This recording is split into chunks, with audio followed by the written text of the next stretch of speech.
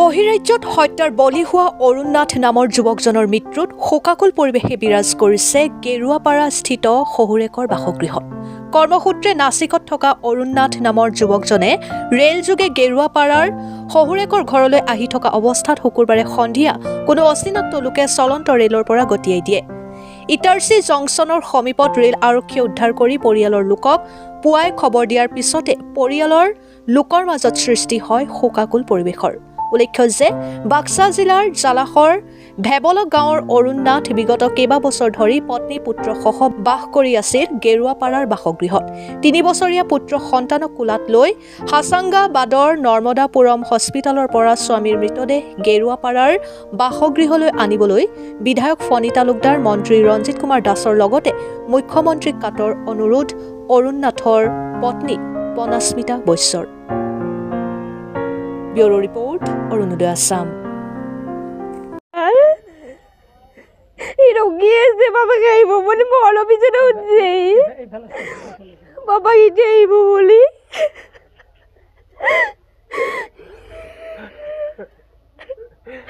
এইটো গম পোৱা নাই ন, কি হৈছে কি হোৱা নাই।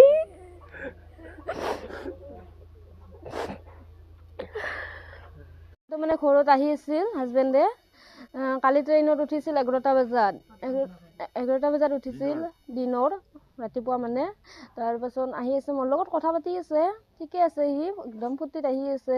তাৰপাছত গধূলি 7:30 বজালৈকে লাষ্টবাৰ কল কৰিছে দেই, লাষ্টবাৰ কল কৰি মানে কথা পাতিছে সি মোৰ লগত। কথা পাতি পাছত মানে সি লাষ্টবাৰ একবাৰ মুনু বুলি মাতিছে দেই। মুনু বুলি মাতাৰ পাছত আৰু মই হেল্ল' বুলি মাতাৰ পাছত মাত নাই তাৰ। মাত নোহোৱাৰ পাছত মই ভাবিছোঁ এনে লাইনত থৈছে, তোক নিছে কিজানি। তাৰপিছত মই কাটি দিলোঁ ফোনটো। কাটি দি তেতিয়াৰ পৰা মোৰ ফোন পোৱা নাই ইয়াৰ।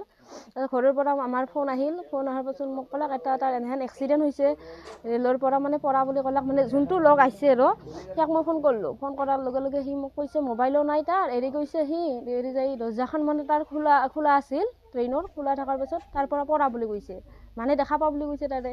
সেনেকৈ ক'লাক। কৈ তাৰপিছত ৰাতিপুৱা এম্বুলেঞ্চত সেনেকৈ দুটামান বজাত কিজানি তাক মানে বিচাৰি পাইছে আৰু ৰেলৱেৰ মানুহে। পাই এম্বুলেঞ্চত লৈ গেল, লৈ যাই তাতে চিকিৎসাও কৰলাক। চিকিৎসা কৰি উঠি তাৰ মানে ঠিকে আছে, কথাও পাতিছে মোৰ লগত, 2 এষাৰ কথাও পাতিছে। পানী খাং বুলি কৈছে, তাৰপিছত মই পানী খুৱাই দিবা দিছোঁ। তাৰপাছত ভিডিঅ' কলিঙতো দেখালাক মোক, একদম মানে তেজ দেই, চাব নোৱাৰি আৰু তাক। তাৰপিছত একদম সেনেকৈ বাগাত দি আছে। তাৰপিছত ৰাতিপুৱা ঠিকে থকা বুলি ক'লাক। কৈ কিনে তাৰপাছত অলপ পাছত মই খবৰটো পালোঁ মানে সি ডেথ হৈছে মানে লগে লগে। মানে সি কৈছে আৰু মানে সুধিলোঁ মই ঘটনাটো কেনেকৈ হ'ল। সোধাৰ পাছত মানুহটোৱে কৈছে তাক বোলে পিছৰ পৰা কোনোবাই ঢাকাই মাৰি দিছে বুলি কৈছে। কোৱাৰ পাছত মই বোলো হয় নেকি, সেনেকৈ কৈ মই ফোনটো কাটি দিলোঁ। কাটি দি অলপ পাছত মই গম পালোঁ ডেথ হৈছে বুলি। এতিয়া মানে তাক মানে আনি দিব লাগে আমাক চৰকাৰে। আমাৰো এইটো পইচা পাতি নাই, কেনেকৈ আনিম তাক। সৰু ল'ৰা এটা আছে, তাকোতো চাব লাগিব ন, কেনেকৈ আনিম মই তাক। একবাৰ চাব মোৰ আছিল। ৰঞ্জিত ছাৰেও, বিনয়ো, ফণীধৰ ছাৰেও, হেমন্ত মামাই ছাৰেও আনি দিয়ক তাক সোনকালে তাৰ পৰা। এড্ৰেছটো পাইছোঁ দেচোন। ঘটনাটো মানে কালি ট্ৰেইনত উঠা বুলি কৈছে 11টা বজাত। আহি আছে ট্ৰেইনত উঠি লগত একজনৰ লগত। আহি ৰাতি আমি 12টা মানত আমি জালাহৰ পৰা খুৰীয়েক এটাই, মোৰ ছোৱালীৰ খুৰীয়েকে ফোন মাৰিছে যে অৰুণৰ এক্সিডেণ্ট হৈছে, গম পাইছা না বোলে, পোৱা নাই। তাৰপিছত তাৰে এম্বুলেঞ্চত পাওঁ বুলি ক'লাক। এম্বুলেঞ্চেদি তাৰ মেডিকেলত নিবা, কোনোবা এখন মধ্যপ্ৰদেশৰ মেডিকেলত। তাৰপিছত নি আমাক দেখুৱালে আকৌ ভিডিঅ' কল কৰি। আমাৰ পৰা এম্বুলেঞ্চৰটো লৈ তাৰমানে 2000 টকাও ল'লাক দে, চলিটো ভাল হ'লে যদি চিকিৎসা কৰে 2000 টকা দেওঁ দে ভৰে, মোবাইলেদি ভৰি দিয়া গেল। মৃত্যু হ'বলৈ আজি ৰাতিপুৱা তাৰমানে আমাৰ এই অৰুণৰ যিটো ডাঙৰ ভিনেকে তাৰমানে খবৰ দিলাক মোৰ আপিটোৰ আগত ছোৱালীটোক যে সি ডেথ হৈছে নাই।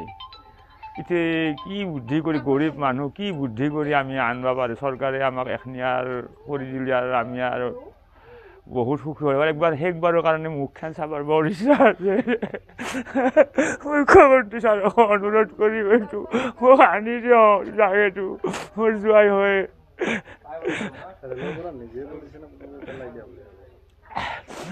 সি লাষ্ট বাৰত পানী যেতিয়া খুজিছিল ল'ৰাত মোৰ জাঙেটোই, কৈছে মোক পিছৰ পৰা কোনোবাই ধাক্কা দিছে, সেনেকৈয়ে কৈছে। সি আশাৰ কৈ আৰু শব্দ নাই, আৰু ধাক্কা দিয়া বুলি কৈছে।